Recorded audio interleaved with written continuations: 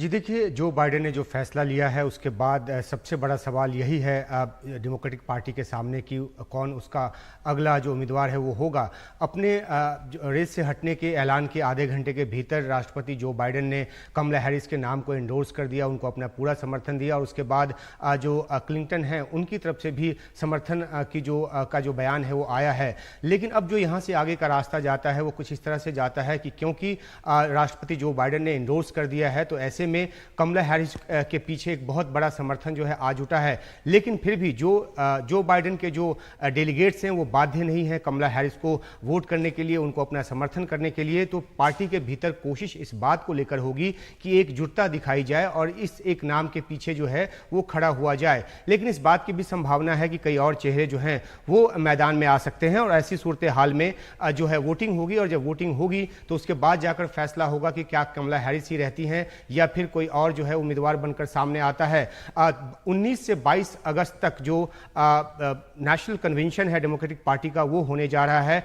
अव्वल तो उसके पहले ही एकजुटता दिखाते हुए अगर पार्टी ने तय कर लिया तो अर्ली वोटिंग के जरिए कमला हैरिस के नाम पर मुहर लग सकती है। लेकिन अगर जो इस तरह की बात नहीं होती है तो फिर जो डेलीगेट्स की जो वोटिंग है उस पर जाकर अंत में कन्वेंशन के दौरान मुहर लगेगी। लेकिन तब तक बहुत ज़्यादा देर हो जाएगा क्योंकि खुद कमला हैरिस ने जो बयान दिया उसमें साफ तौर पे ये कहा है कि 107 दिन बचे हैं चुनाव के और ऐसे में एकजुटता के साथ आगे बढ़ने की जरूरत है। तो अब यही एक सवाल है। अब देखिए कि किस तरीके से जो बाइडेन पर जो एक दबाव है वो बढ़ता गया, उनकी सेहत को लेकर, उनकी उम्र को लेकर सवाल उठने लगे।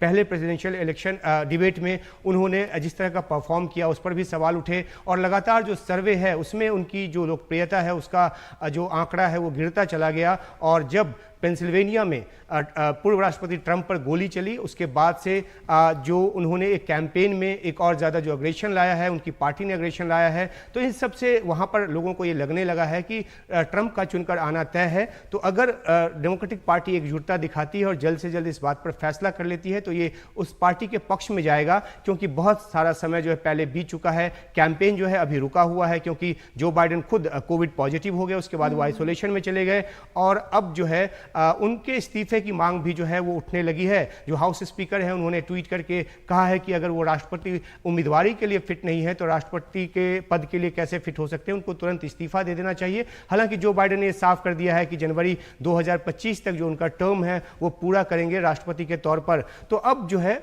एक बड़ा सवाल डेमोक्रेटिक पार्टी के सामने, अगला उम्मीदवार कौन? कमला हैरिस का नाम सबसे आगे है। बिल्कुल, लेकिन उमा, हम ट्रंप का भी बयान में देख रही थी तो उन्होंने कहा कि कमला हैरिस को हराना ज्यादा आसान है बाइडेन के मुकाबले। ऐसा डोनाल्ड ट्रंप को क्यों लगता है? जी देखिए, ये राजनीतिक एक माइंड गेम है। अब क्योंकि कोई ना कोई उम्मीदवार आना है, कमला हैरिस का नाम जब आगे चल रहा है तो जाहिर सी बात है कि ट्रंप और उनकी पार्टी जो है वो कमला हैरिस को लेकर उनको टारगेट करेंगे और इसी एक मकसद से ये दिया गया बयान है। लेकिन ये डेमोक्रेटिक पार्टी को तय करना है कि आखिरकार कमला हैरिस अगर नहीं तो उनके पास और ज़्यादा बड़े चेहरे कौन हैं। कमला हैरिस क्योंकि उपराष्ट्रपति रही हैं तो एक उनकी पहचान है, उनके कामकाज को लेकर तमाम तरह के सवाल भी हैं। लेकिन जहाँ तक चेहरे की बात है तो वो सबसे पहचानी हुई जो एक चेहरा है वो अभी कम से कम तो है। दूसरी बात ये भी उठती है, कई बार नाम आता है मिशेल ओबामा का जो कि बराक ओबामा की पत्नी है, लेकिन उनके बारे में जानकार ये कहते हैं कि शायद वो अभी इस चुनाव में आकर अपना हाथ जलाने की कोशिश ना करें, जबकि तमाम जो सर्वेज हैं वो ट्रंप को जीतता हुआ बता रहे हैं, उनको आगे बता रहे हैं कम से कम। तो ऐसे में 4 साल अगर ट्रंप एक टर्म और लेते हैं तो उसके बाद एक मैदान खुला होगा जब मिशेल ओबामा को प्रोजेक्ट किया जाएगा और उनके साथ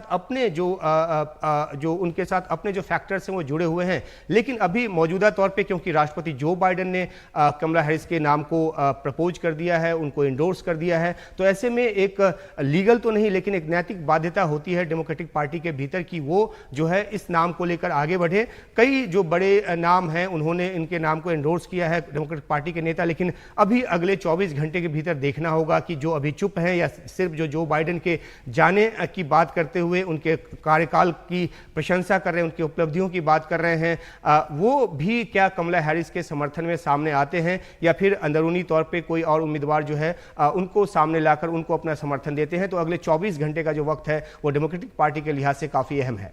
अगर हम कमला हैरिस पर बात कर रही हूँ तो कमला हैरिस और भारत के संबंध किस तरीके के रहे हैं, किस तरीके से भारत को इसे देखना चाहिए?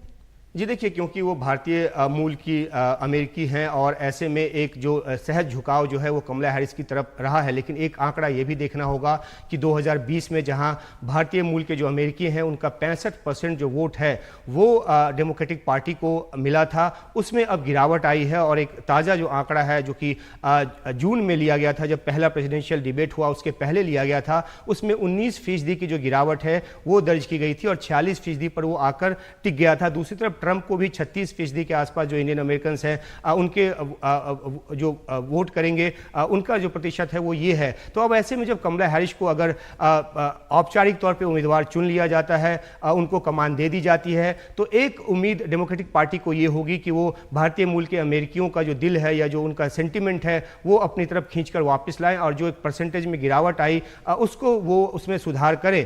करीब 54 लाख के आसपास भारतीय वहां पर हैं, तो बहुत बड़ी वोटों की जो तादाद है वो भारतीयों की है और कई सीट पे उनकी जो वोटिंग है वो काफ़ी ज़्यादा मायने रखती है। तो कमला हैरिस के आने के बाद भारतीय जो अमेरिकी हैं उनका जो एक झुकाव है वो डेमोक्रेटिक पार्टी की तरफ वापस दोबारा से आएगा, इस बात की उम्मीद भी जो है वो जताई जा रही है। लेकिन बहुत सारे इंटरनल फैक्टर अभी डेमोक्रेटिक पार्टी के ऐसे हैं जिनको देखा जाना बाकी है और क्या पूरी पार्टी एक इस नाम के साथ खड़ी है ये भी अभी देखा जाना बाकी है।